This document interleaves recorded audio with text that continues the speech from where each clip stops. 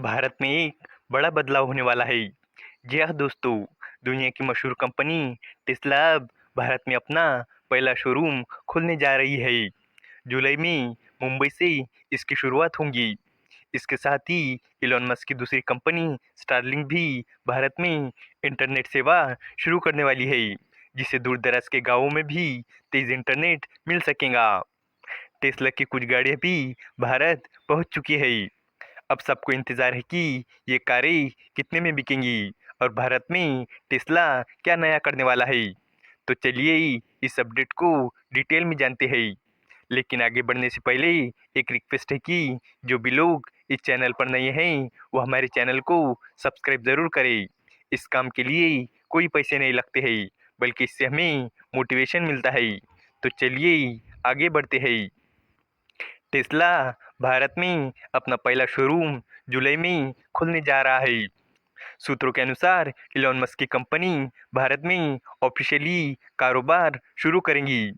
Europe और चीन में बिक्री घटने के बाद टेस्ला अब भारत में ग्रोथ की तलाश में है। भारत दुनिया का तीसरा सबसे बड़ा ऑटोमोबाइल मार्केट है। इलॉन मस्क की स्पेसएक्स की सैटेलाइट इंटरनेट सेवा स्टारलिंक भी जल्द ही भारत में अपनी सेवाएं शुरू करने वाली है। ये भारत के इंटरनेट और तकनीक वाले क्षेत्र के लिए बहुत ज़रूरी और फायदेमंद है, खासकर उन दूरदराज के इलाकों के लिए जहां अभी तक अच्छी इंटरनेट कनेक्टिविटी नहीं पहुंच पाई है। इसे शुरू करने के लिए स्टारलिंक को हाल ही में मंजूरी मिली है।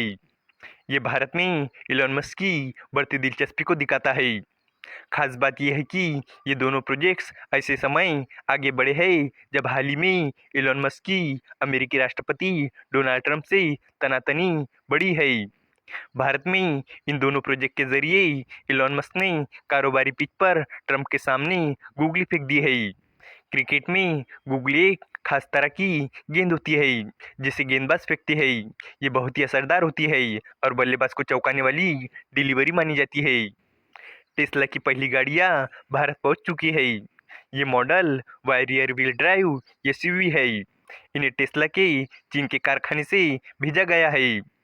ब्लूमबर्ग न्यूज़ ने दस्तावेजों के आधार पर ये जानकारी दी है। मॉडल वाई दुनिया में सबसे ज़्यादा बिकने वाली इलेक्ट्रिक कार है।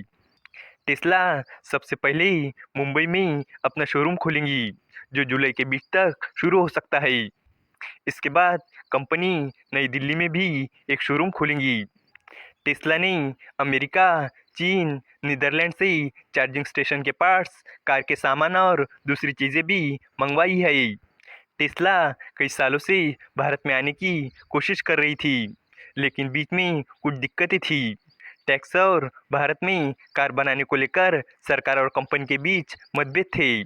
अब ये समस्याएं सुलझ गई है और टेस्ला आखिरकार भारत आ रही है। फरवरी में इलॉन मस्क ने प्रधानमंत्री नरेंद्र मोदी से मुलाकात की थी। इसके बाद टेस्ला ने तय किया कि वो भारत में गाड़ियां भेजेंगे। उसी महीने ब्लूमबर्ग न्यूज़ ने बताया था कि टेस्ला मुंबई के पास एक पोर्ट पर हजारों गाड़ियां भेजने वाली है।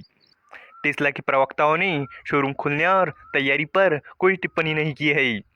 उनसे ईमेल के जरिए जवाब मांगा गया था, लेकिन उन्होंने कोई जवाब नहीं दिया।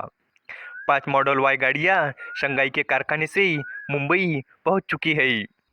दस्तावेजों के अनुसार इन कारों की कीमत 27.7 लाख रुपए बताई गई है।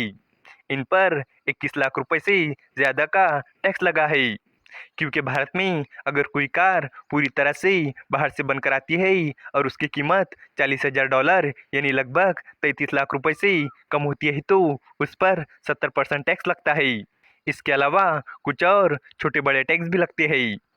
लेकिन कुछ एक्सपर्ट का कहना है कि भारत में इस कार की कीमत टैक्स और इंश्योरेंस से पहले ही $56,000 यानी लगभग 47 लाख रुपए से ज़्यादा हो सकती है। लेकिन टेस्ला अपने फायदे और प्लान के हिसाब से इंडिया में इस कार की फाइनल कीमत तय करेगा। अमेरिका में इस मॉडल की एक शोरूम प्राइस $44,990 है, लेकिन अगर टैक्स में छूट मिलती है तो ये $37,490 यानी करीब 31 लाख रुपए की पड़ती है।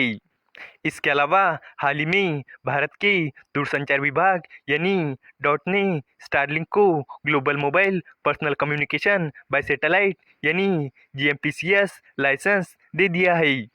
ये लाइसेंस स्टारलिंक को भारत में सैटेलाइट इंटरनेट सेवाएं शुरू करने की अनुमति देता है।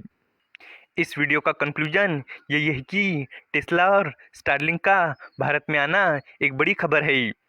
टेस्ला जुलाई में मुंबई में अपना पहला शोरूम खोल रही है और उसकी कुछ गाड़ियां भी भारत पहुंच चुकी है। इनकी कीमत को लेकर लोग उत्साहित है।